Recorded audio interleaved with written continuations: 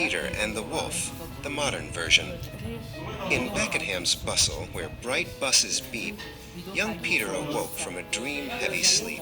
His home smelled of spices, of saltfish and thyme, a West Indian rhythm in a South London chime. He felt quite ecstatic, his heart like a drum, for the Saturday morning adventure had come. But Desmond, his father, stood tall by the door, with a warning Peter had heard many times before. Don't wander too far to the high street, my son, where the notorious rogues seek their terrible fun. Their presence might alienate those who are kind, and exacerbate troubles for the peace-loving mind. There's a wolf in the shadows, a rogue in a hood, up to erratic antics that do no one good. Don't let him entice you or lead you astray. Desmond cautioned his son before starting the day.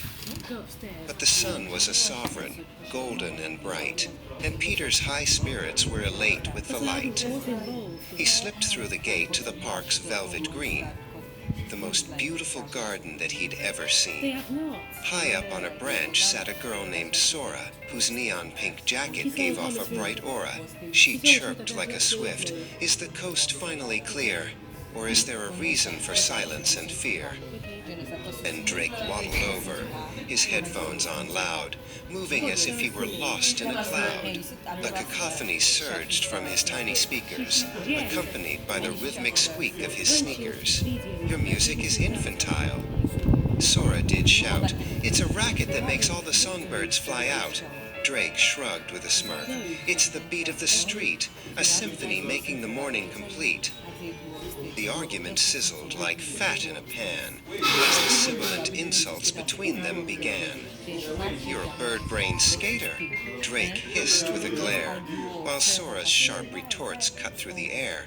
The silver skateboard she held was a glinting blade in the dappled patterns of light and of shade. The metaphoric fire of their temper grew hot as they bickered and barked in their favorite spot. Meticulously moving through the tall, waving grass, Cleo the cat girl watched the pair pass. She rode on a scooter, silent and sleek, with a mischievous glint and a rose-colored cheek. "If they keep up this din," Cleo purred with a grin, "the rogue will be certain to let himself in. They're so busy fighting, they won't see the snare, or the shadow that's lurking over right there." Then Desmond appeared like a ghost in the park. His expression was heavy, his features were dark.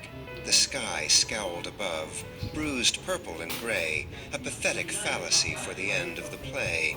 "You've ignored every word," he cried crestfallen, "while the rogue in the shadows is sneakily calling. You've alienated safety for the sake of a game." Peter lowered his head in a moment of shame. From behind the brick kiosk, notorious and grim, Silas the wolf emerged, slender and slim. His movements were erratic, a jagged-edged dance, as he eyed Drake's new phone with a predatory glance. He was an oxymoron, a sophisticated thief who brought every neighborhood nothing but grief. He lunged with a snarl that was sharp as a thorn in the gray, misty light of the Beckenham morn. With a zip and a snap, the music was gone. Silas had grabbed it and moved like a fawn. Drake was inconsolable. His tears were a tide as he watched the thief run with nowhere to hide. "He's stolen my soul," Drake cried in hyperbole, looking quite small and remarkably lowly.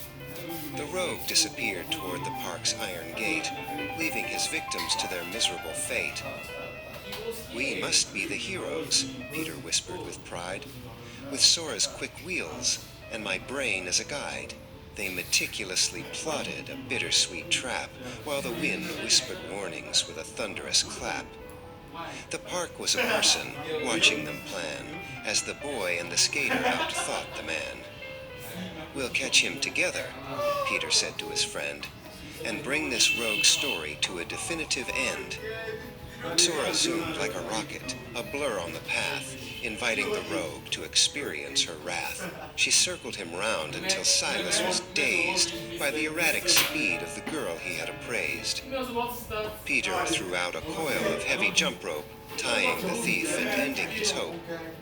Thud went the rogue as he fell to the floor. He wouldn't be stealing the phones anymore.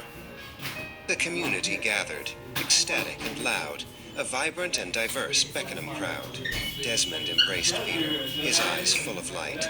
You've proven your courage and done what is right. No longer a victim, Drake danced with a grin as the police led the rogue to the van for his sin. In the heart of the village, beneath the clock tower, Peter had found his own brand of power.